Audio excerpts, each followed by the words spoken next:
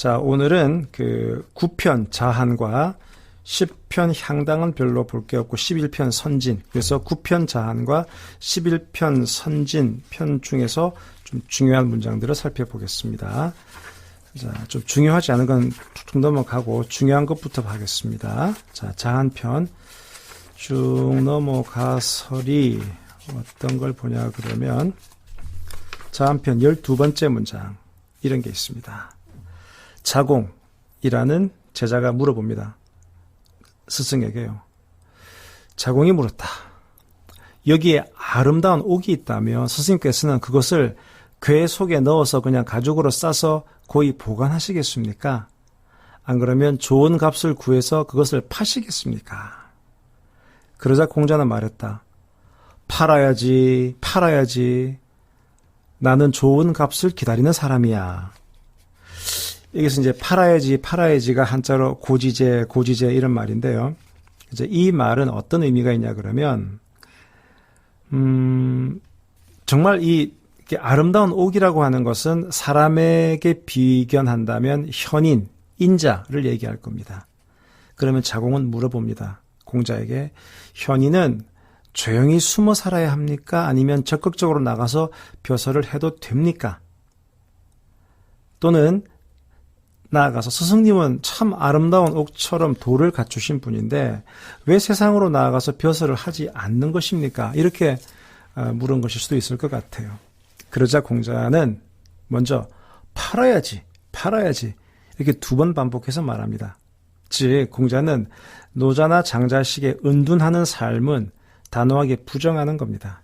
하지만 나를 사주세요, 사주세요라고 그렇게 구걸하지는 않겠다. 그러니까 나는 좋은 값을 기다리는 사람이다.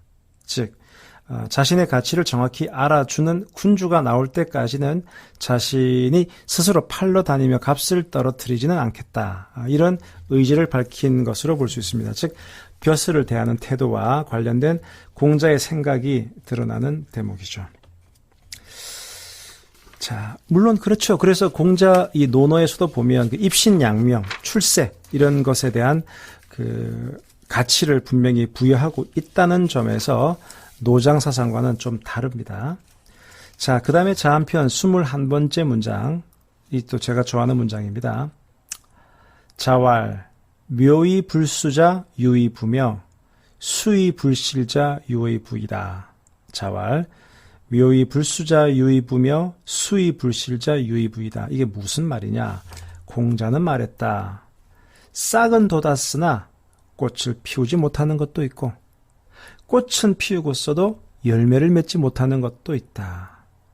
이렇게 원래 제대로 하려면 싹이 돋고 그 다음에 꽃이 피고 그 다음에 열매를 맺는 이런 순서로 가는 것인데 싹은 돋았지만 꽃까지 안 가는 경우도 있고 꽃은 피웠지만 열매까지 안 가는 경우도 있더라.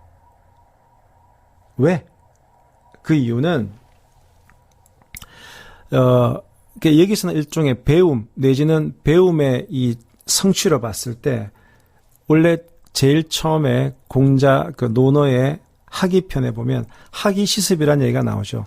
배우고 때때로 익힌다. 이렇게 계속 자기를 발전시켜야 되는 건데 하다가 중간에 그만두고 하다가 포기하면 싹은 돋았지만 꽃이 안 피고 꽃은 폈지만 열매가 안 맺을 수도 있다. 그러니까 쉬지 않고 줄기차게 배우고 익히는 그런 자세, 불교식으로 말하면 용맹정진이 필요하다는 문장으로 보통 이해가 됩니다.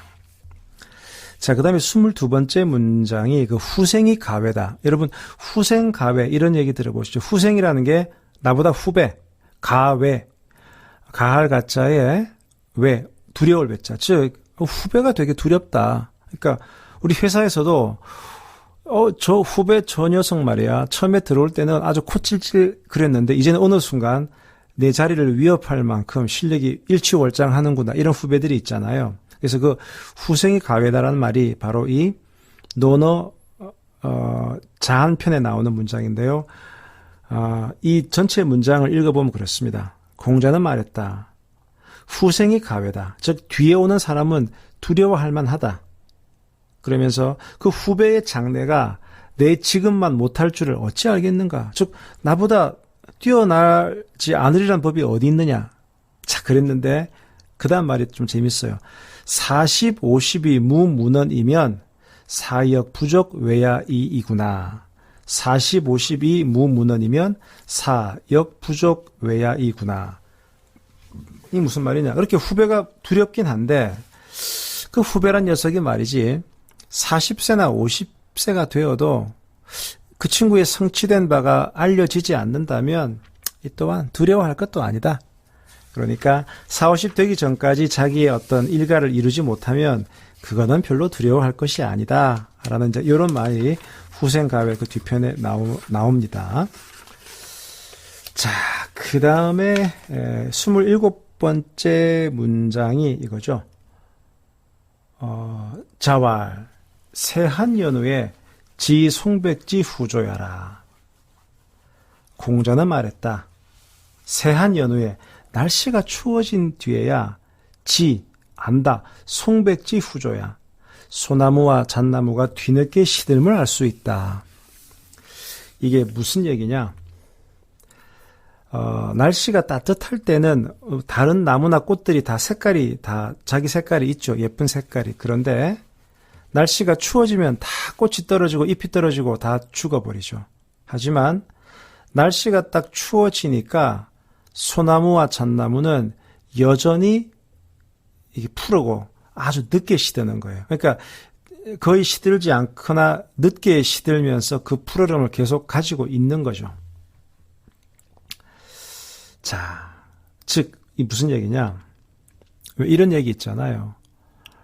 거센 바람이 불어야 어느 나무의 뿌리가 깊이 박혀 있는지 안다.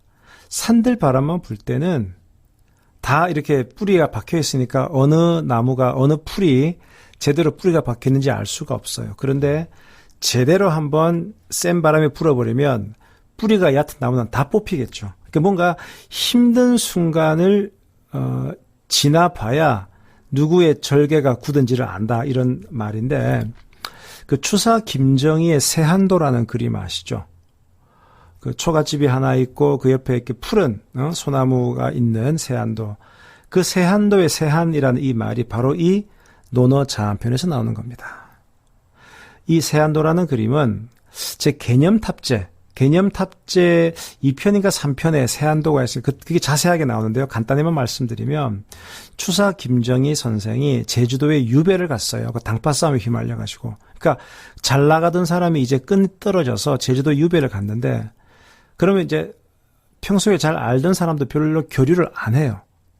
하지만 자기 제자였던 이상적이라고 하는 역관, 이상적이라는 제자가 때가 되면 계속 생필품도 보내주고 역관이다 보니까 외국에 갔다 오면 우리 스승님이 좋아하는 그 책이나 여러 가지 문방구도 보내주고 계속 그래요. 그랬더니 그 고마움의 표시로 그 그림을 그린 거예요. 추사 김정희 선생이 그러면서 야, 이게 참 세상 인심이 그렇지가 않은데 도대체 너는 어떻게 이렇게 한결같이 나같이 이렇게 끈떨어진 사람한테 이렇게 잘해주느냐. 그러면서 세한도, 그러니까 날이 추워져도 푸르름을 변치 않는 그 소나무를 이렇게 그린 그 그림이 바로 세한도입니다. 자, 그 다음에 자한편. 이게 정말 또 제가 좋아하는 문장인데요. 29번째 문장이에요. 자왈, 가여 공학이라도 미 가여 적도며 가여 적도라도 미 가여 립이며 가여 립이라도 미 가여 권이다. 이게 단계가 있어요. 공자는 말했다. 더불어 함께 배울 수는 있어도 더불어 도를 행하는 대로 나아갈 수는 없고 더불어 도를 행하는 데 나아간다고 해서 더불어 함께 뜻을 세울 수는 없고 더불어 함께 뜻을 세웠다고 해서 더불어 어떤 그 임기응변을 같이 할 수는 없더라. 좀 더 쉽게 얘기하면 같이 공부는 할 수 있어요. 같이 공부는 할 수 있는데 그렇다고 뭔가 이렇게 같이 어떤 길을 가기에는 힘든 사람이 있어. 자, 근데 저랑 나랑 같이 길 가는 거 좋아. 같은 어떤 길을 가는 거 좋아. 같은 일을 도모하고. 그런데 그렇다 하더라도 정말 큰 뜻을 같이 세우기는 힘들어. 또 어떤 사람은 나 쟤랑 내랑 뜻을 세울 수는 있어. 그러니까 스타트는 같이 할 수 있는데 큰 일을 얘랑 같이 가다가 뭔가 여러 가지 일이 발생했을 때 굳이 얘기하지 않더라도 눈빛만으로도 서로 임기응변할 수 있는 그걸 권도를 행한다 그러거든요. 한자에서 권자, 우리 권리 권자는 되게 플렉스블한 어떤 상황에 따라서 능수능란하게 대응할 수 있는 걸 권이라고 하거든요. 그래서 사람과의 관계가 되게 다 레벨이 있는 거예요. 레벨로가 있는 게 같이 배울 수 있는 단계, 좀 더 나아가서 같이 어떤 길을 갈 수 있는 단계, 더 나아가서 뜻을 같이 세울 수 있는 단계, 최고의 단계는 어떤 일을 할 때 여러 가지 돌발 변수가 있을 때 그것을 임기응변 같이 할 수 있는 단계. 아마 여러분이 회사에서 정말 나랑 호흡이 잘 맞는 부하 직원을 한번 생각해 보자고요. 그 부하 직원하고는 굳이 사전에 호흡을 맞추지 않아도 어떤 돌발 상황이 발생해도 눈빛만 보면 서로 뭔가를 할 수 있죠. 서로 센스도 잘 맞고 주파수도 맞고 이 정도가 되면 정말 권을 같이 할 수 있는 거예요. 그래서 같이 배우는 학, 그 다음에 같이 길을 가는 적도, 그 다음에 뜻을 세우는 립, 그 다음이 권, 이 단계로 발전한다. 그러면 과연 지금 내가 같이 어떤 일을 하고 있는 이 사람이 나랑 같이 배울 수 있는 단계인지, 같이 길을 갈 수 있는 단계인지, 같이 뜻을 세울 수 있는 단계인지, 안 그러면 정말 같이 어떤 일이 발생했을 때 임기응변을 할 수 있는 정도인지 한번 점검해 볼 필요가 있겠죠. 한번 자활, 여자가 같이 한다. 가여공학, 같이 배우더라도 가여적도, 길을 같이 가기는 힘든 사람이 있고, 그 다음에 가여적도라도, 길을 같이 가더라도 가여립, 같이 서기는 힘들 수가 있고, 가여립이라도 같이 설 수 있어도 가여권, 임기응변을 같이 하기는 힘들 수 있다.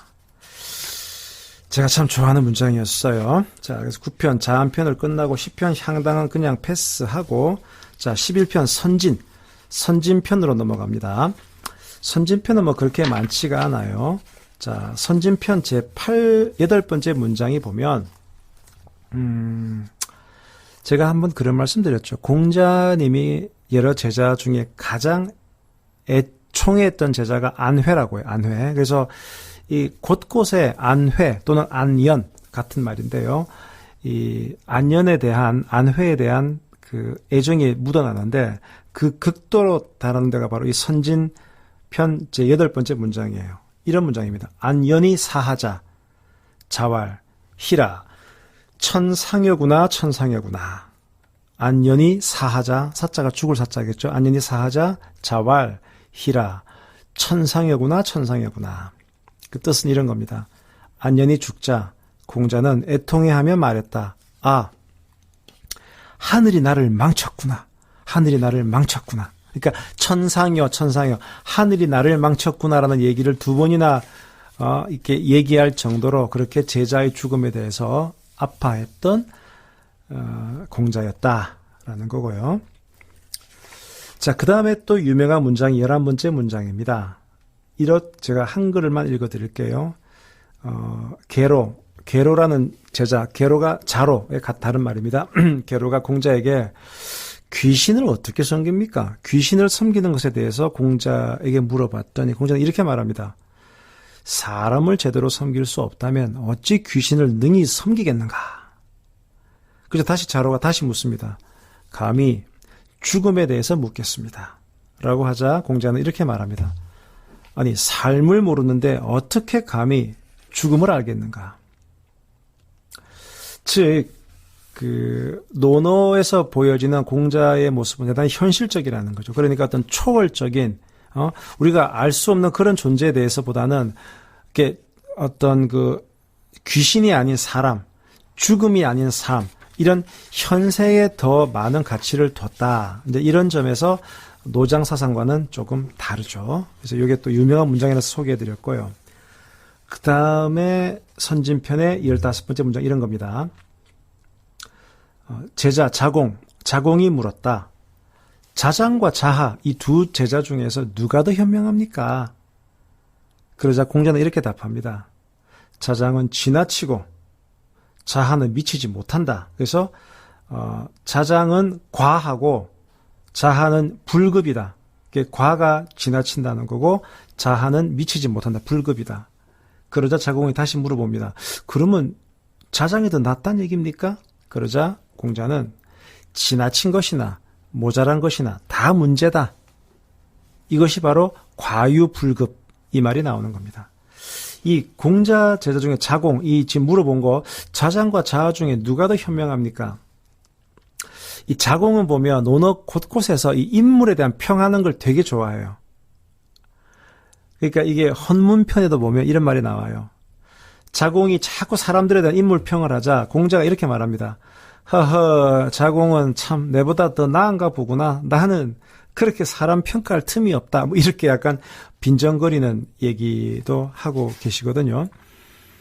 그럼 여기서 아까 말씀드린 대로 자장은 좀 지나치고 자하는 미치지 못한다. 그러면 그럼 지나치니까 오버했으니까 자장이 더 나은 겁니까? 그러니까 공자는 야, 지나친 거나 모자란 거나 그게 다 문제야. 그러면서 자, 우리 그 중용 우리가 보통 중용이라고 할 때는 이 중자가 센터, 가운데 이런 의미로 생각하는데 그렇지가 않아. 여기서 말한 중이라고 하는 것은 상황에 따라서 그 때에 맞는 가장 적절한 곳, 그것을 중이라고 하는 거거든요. 그러니까 중이라고 하는 것은 시도 때도 없이 좀 바뀌는 거예요.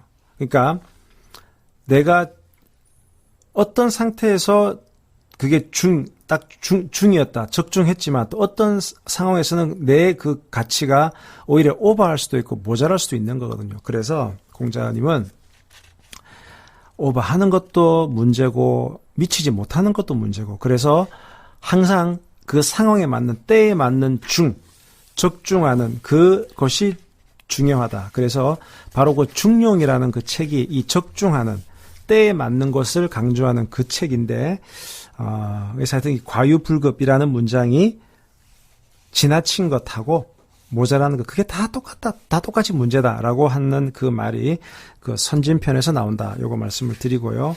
자, 선진편의 마지막 문장입니다. 이건 좀 길어서 한글 본만 읽어드릴게요. 자로가 먼저 물어봅니다.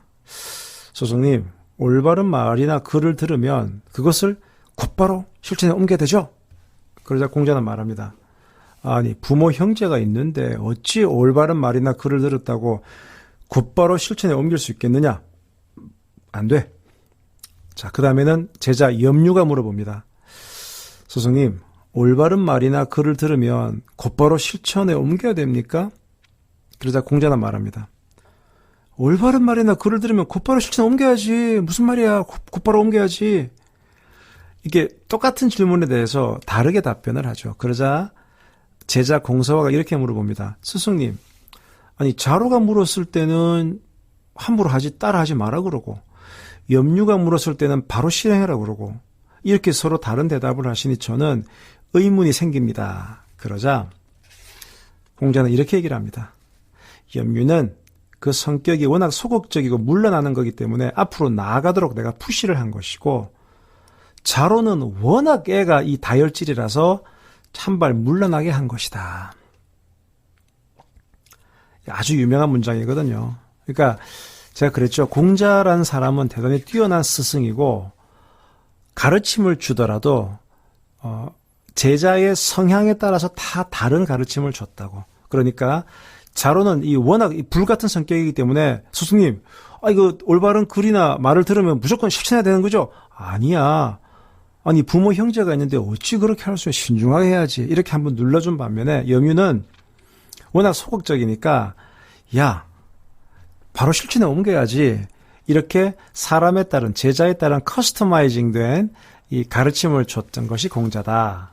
그런 점에서 공자는 정말 뛰어난 스승이었다는 것을 알 수 있는 대목입니다.